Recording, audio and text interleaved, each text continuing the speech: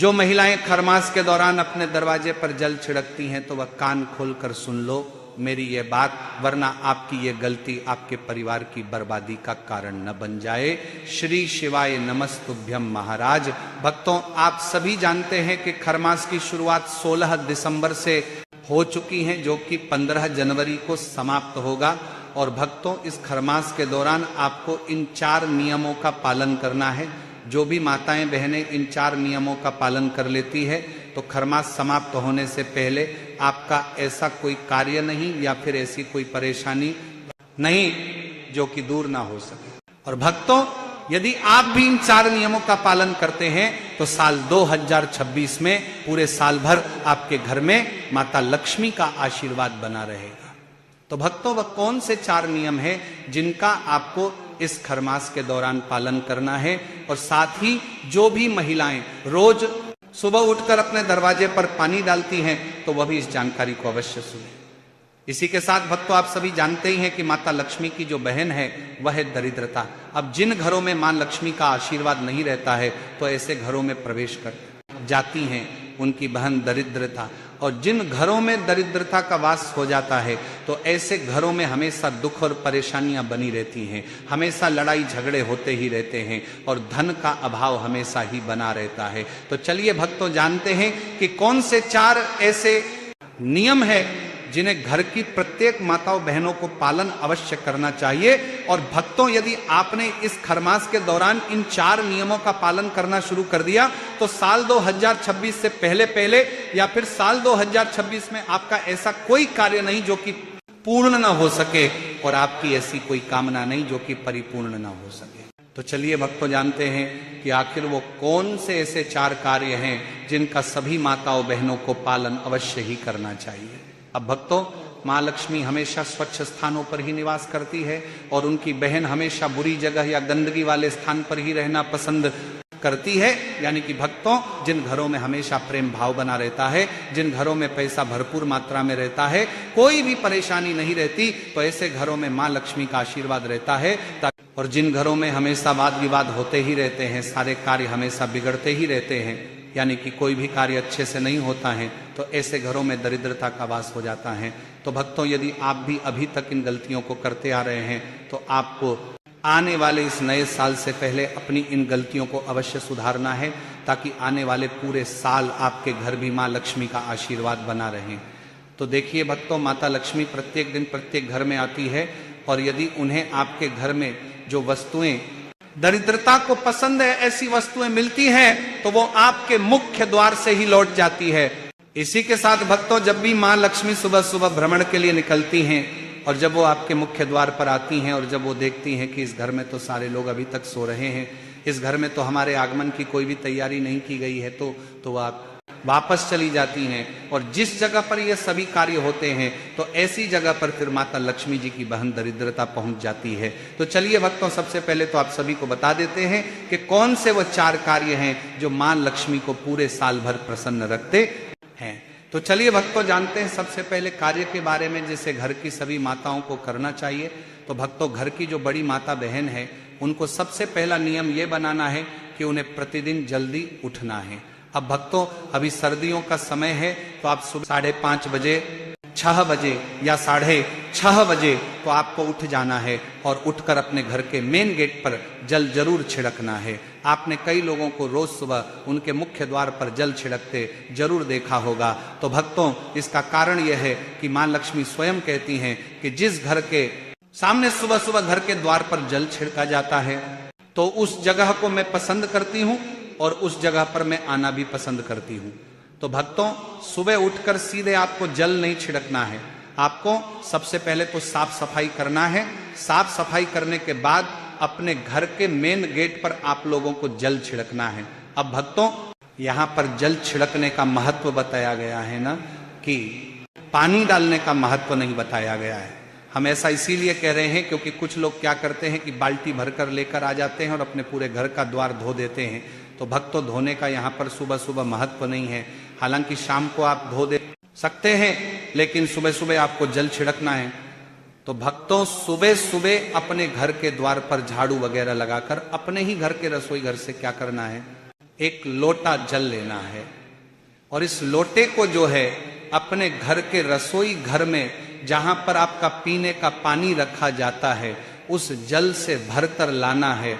ऐसा पीने का पानी जो कि आप लोगों ने झूठा ना किया हो, जिससे आपने पानी ना पिया हो। अब भक्तों, ये जल आपको अपने रसोई घर से इसीलिए लेना है क्योंकि रसोई घर में जो हमारे पीने का पानी वाला स्थान होता है वह हमारे पितरों का स्थान होता है। और जब हम उस जगह से जल भरकर अपने घर के मेन गेट पर छिड़कते हैं तो इससे हमारे पितृदेव भी हमसे प्रसन्न होते हैं। तो भक्तों, सबसे पहले तो आपको अपने रसोई घर से एक लोटा जल भरना है और इस जल को लेकर के आपको अपने घर के मेन गेट पर आ जाना है और मेन गेट पर आकर इस जल को अपने सीधे हाथ की हथेली में जल डाल डालकर छिड़कना है। तो भक्तों, आपको ये जल छिड़कना है, इस डालना नहीं है। ऐसा नहीं कि एक लोटा लिया और आपने एकदम से फैला दिया, आपको ऐसा नहीं करना है।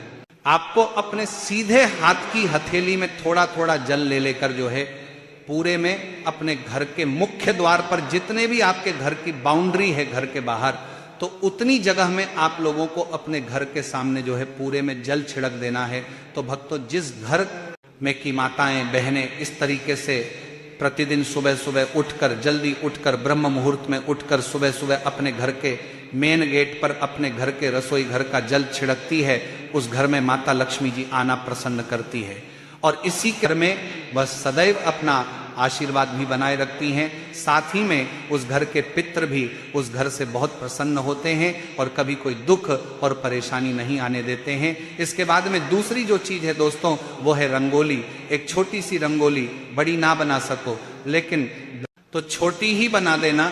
आप चाहे तो एक छोटा सा स्वस्तिक अगर आपके घर की चौखट पर मेन गेट पर बना हुआ है तो उस जगह पर भी माता लक्ष्मी जी यहाँ पर आना पसंद करती है।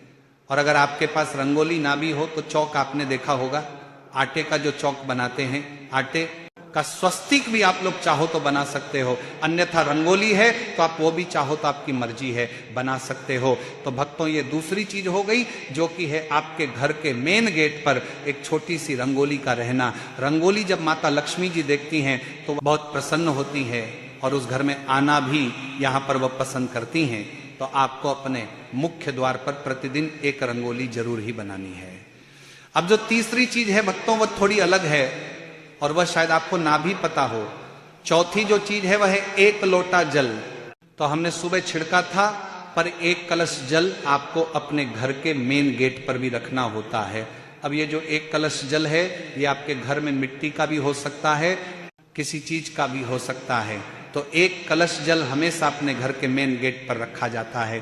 तो यह भी एक प्रतीक होता है कि उससे माता लक्ष्मी जी जो है प्रभावित होती है और वह आपसे प्रसन्न होकर आपके घर में प्रवेश करती है। तो भक्तों, आप भी अपने मुख्य द्वार पर एक लोटा जल भरकर रखना यहाँ पर शुरू कर दीजिए। किसी भी तरफ भरकर आप रख सकते हैं। तो भक्तों, ये जल को देखकर भी माता लक्ष्मी जी आती हैं और आपके घर में प्रवेश करती हैं। इसके बाद में भक्तों, चौथी जो चीज आपके घर में जब आप सुबह की पूजन कर लेते हैं, माताएं बहनें जब सुबह जल वगैरह छिड़क कर फ्री हो जाती हैं, उसके बाद में वो अपने घर की पूजन करेंगी।